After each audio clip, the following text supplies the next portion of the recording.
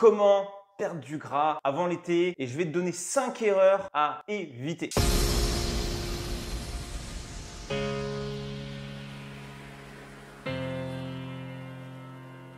Allez, bienvenue dans cette nouvelle vidéo, c'est David, j'espère que tu vas bien, c'est ton coach sportif. Et bien dans cette vidéo, on va voir très simplement comment tu peux faire pour perdre du gras quand l'été arrive, pendant que tu es en vacances. Et je vais te donner 5 erreurs à éviter, donc ne bouge pas, je vais te donner ces 5 erreurs et je te proposerai un petit cadeau à la fin de cette vidéo. On a tous envie d'avoir un corps parfait, moi le premier. Et je pense que avoir un corps ferme, tonique, dessiné, dans lequel tu es en bonne santé, dans lequel tu te sens bien, et tu peux te mettre en maillot de bain sans complexer du regard des autres à la plage, ça peut être quelque chose aussi d'ultra important. Il faut savoir que la réalité, elle est parfois complètement différente parce que ce qu'on va faire en général, c'est commencer avec des régimes. Et très souvent, on va se dire, OK, il y a l'été qui arrive, David, ce que je vais faire, c'est que je vais me mettre au régime, donc je vais manger que de la salade, je vais aller faire beaucoup de cardio, je vais aller courir, je vais aller faire du vélo, ce qui est très bien en lui-même, c'est du sport, il n'y a pas de souci avec ça. Mais derrière, si tu veux aller vraiment puiser plus dans les graisses, tu vas voir que dans les erreurs à éviter, je vais t'expliquer vraiment ce que tu pourrais faire afin d'éviter ça. Et le problème de tout ça, c'est que tu vas voir que tu vas t'épuiser, d'accord, à l'effort. Et très souvent, on se dit, OK, je vais me restreindre, je vais faire un régime, je vais faire beaucoup de sport pour perdre rapidement, pour avoir mon summer body l'été. Donc forcément, tu vas avoir du mal peut-être à tenir le rythme sportif, tu vas te sentir plus épuisé, tu vas voir que ton corps ne bouge peut-être pas alors que tu te prives dans ton alimentation.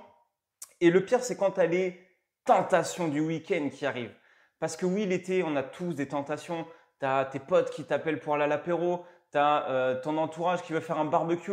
Quand tu es en vacances, bah forcément, tu as envie de boire un verre, tu as envie d'aller au resto, tu as envie de chiller, tu vois, de manger la petite croquetas. Oui, tu vois ce que je veux dire. Et tout ça, en fait, même ton entourage peut te bloquer dans tes résultats. Allez, avant de te dévoiler ces 5 erreurs, ce qui est important à comprendre pour te mettre un petit peu le cadre, je vais te raconter une part de mon histoire aussi qui peut peut-être te parler et tu me diras justement à la fin de cette vidéo en commentaire si ça te parle. Est-ce que tu as déjà vécu un petit peu ces situations-là? Et je parle très souvent du week-end, de vouloir tenir bien la semaine et de tout lâcher le week-end. Et même moi, au début, en tant, oui, que coach, je travaillais en salle de sport. Je peux te dire que c'était très compliqué de tenir les week-ends parce que quand j'avais mes potes coach, bah oui, on se mettait des restaurants, on allait faire la fiesta, on allait en boîte de nuit, on allait en bar, on se mettait des caisses aussi. Et ouais, exactement. Et il faut savoir que à un moment donné, c'est pas ce qui va t'aider à obtenir des résultats concret. Alors oui, on faisait des heures de sport, on faisait 6-5 heures de sport par jour. On était à 15-20 heures de cours cardio fitness par semaine. C'est énorme. Je dirais que c'est même trop. Et au final, tu vois, moi, je voulais tellement prendre de la masse musculaire, je voulais me muscler. J'arrivais à avoir un petit peu de résultats, mais j'étais frustré parce que je me tuais à la salle et à côté, je changeais pas mon alimentation. Je voyais pas forcément de résultats. Et j'ai testé plein de trucs. J'ai testé le jeûne intermittent, j'ai testé le paléo, j'ai testé déjà ces deux méthodes-là. Bref, on verra ça dans une prochaine vidéo. Mais vraiment, c'est pour te dire qu'aujourd'hui, ce qui est important à comprendre, c'est qu'il faut pouvoir avoir une vision sur comment tu veux voir ton alimentation en général. Est-ce que tu veux toujours manger avec excès, boire avec excès et voir des effets néfastes sur ton corps? Ou est-ce que tu vas arriver à contrôler ça, à contrôler ton entourage qui te propose et qui te juge quand il te dit « Allez, c'est bon, vas-y mec, c'est bon, fais-toi plaisir, arrête ton régime. » Tu vois ce que je veux dire? Et donc ça peut tuer complètement, ça peut tuer ton projet de vie, ça peut te renfermer sur toi-même parce que du coup, tu n'oseras plus faire ces choses-là. Alors, on va voir ces 5 erreurs à éviter. La première à éviter, ça va être de faire une trop grosse restriction alimentaire. Oui, comme tu le sais, je te l'ai déjà expliqué dans d'autres vidéos, le problème de faire une trop grosse restriction alimentaire, c'est que ton corps déjà, il va dire « Ah, ding, ding, alerte rouge, qu'est-ce qui se passe? J'ai pas l'habitude de faire ça. » Du coup, il va se mettre en mode survie, tu sais, en mode Rambo, en mode Rambo. Donc, c'est en mode Rambo. Et donc, en fait, ce qu'il faut se dire tout simplement, c'est que si tu te restreins direct, il va vouloir tout garder. Il va vouloir stocker.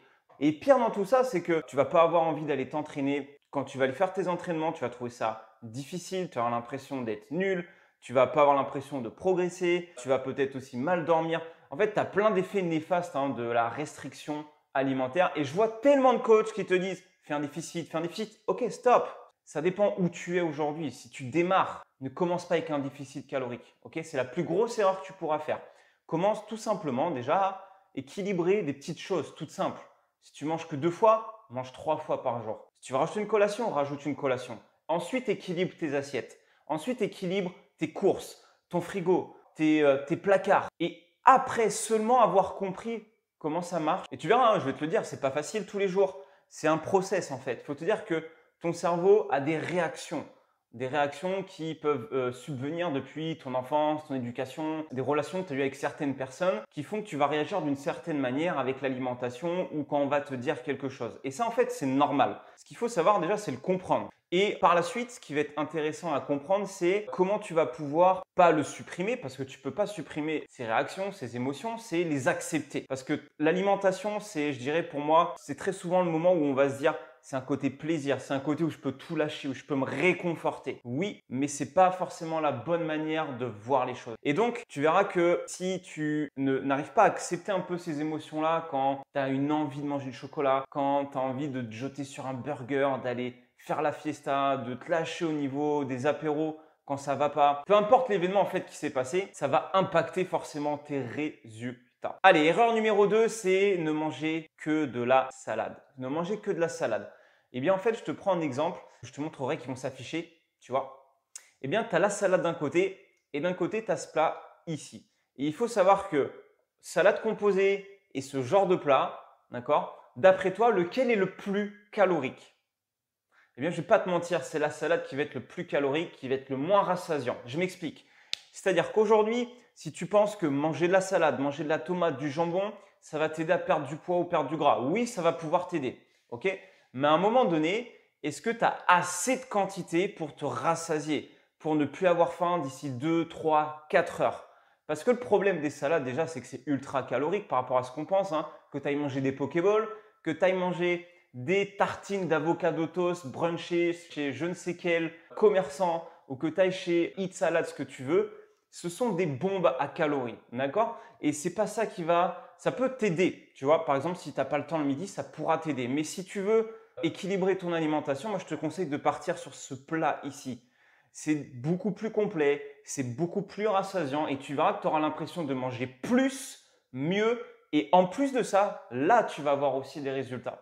Parce que ces types d'assiettes-là, tu peux le manger le midi et le soir, il n'y a aucun problème. La seule chose qu'il faudra réguler, ce sont tes glucides. C'est l'indicateur. Le glucide, c'est j'augmente, je prends du poids. Je baisse un peu, je perds un peu de poids.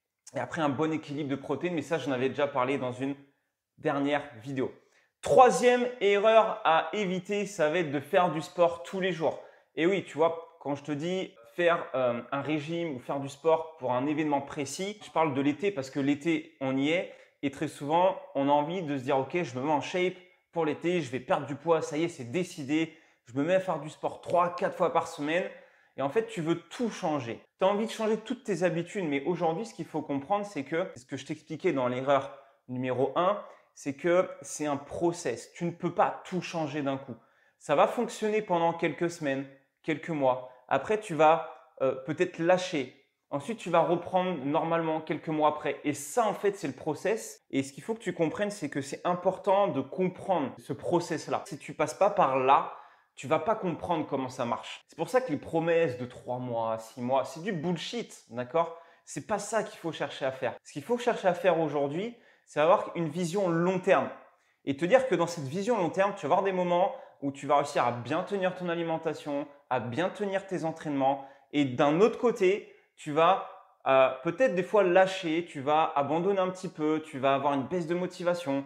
Et ça fait partie du game en fait, c'est normal. Le plus important, c'est de comprendre ce process.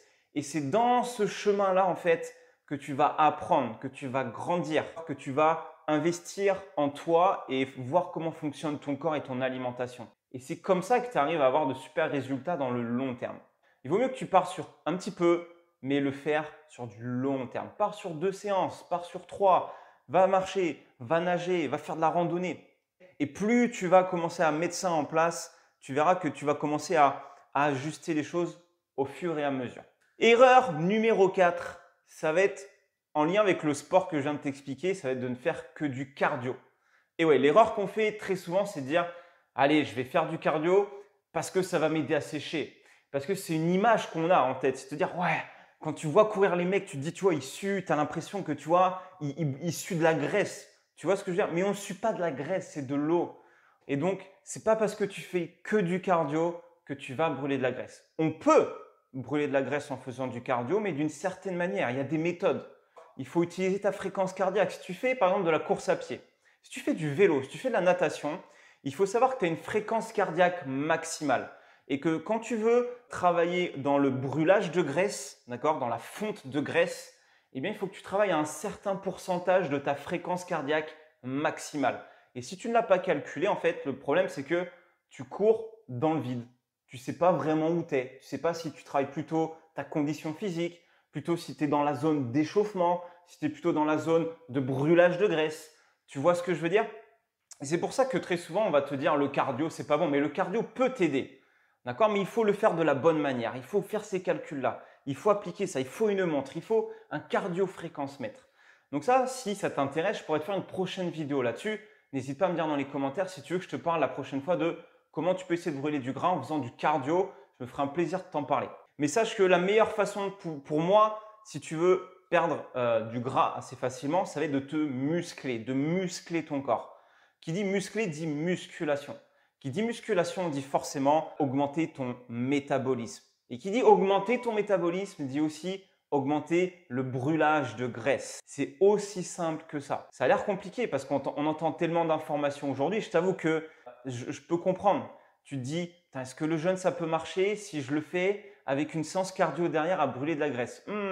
Non, c'est pas prouvé que ça marche, d'accord? Par contre, si tu te lèves le matin, tu prends un petit déj, tu vas faire ta séance de musculation entre une demi-heure et une heure, tu auras beaucoup plus de résultats qu'à quelqu'un qui va faire du jeûne et qui va aller courir. Ça, ce n'est que mon avis. Si tu n'es pas OK avec ça, il n'y a aucun problème. Je suis complètement d'accord. Tu peux en débattre avec moi en MP si tu veux, il n'y a pas de souci. Allez, cinquième et dernière erreur à éviter si tu veux perdre du gras avant l'été, ça va être surtout d'arrêter de se comparer aux autres. Je te parle de ça parce qu'on ne s'en rend pas compte, tu vois. Et aujourd'hui, avec les réseaux sociaux, avec YouTube, avec Instagram, avec Facebook, quand tu vas en salle, ou peu importe, même si tu ne vas pas en salle, on a tendance à se comparer par rapport à ce qu'on fait nous actuellement. Ce qu'il faut que tu comprennes, c'est que peut-être que toi déjà, tu démarres. Il faut que tu te laisses le temps de comprendre comment fonctionne ton corps, de bien faire tes entraînements, de prendre le temps de bien équilibrer ton alimentation.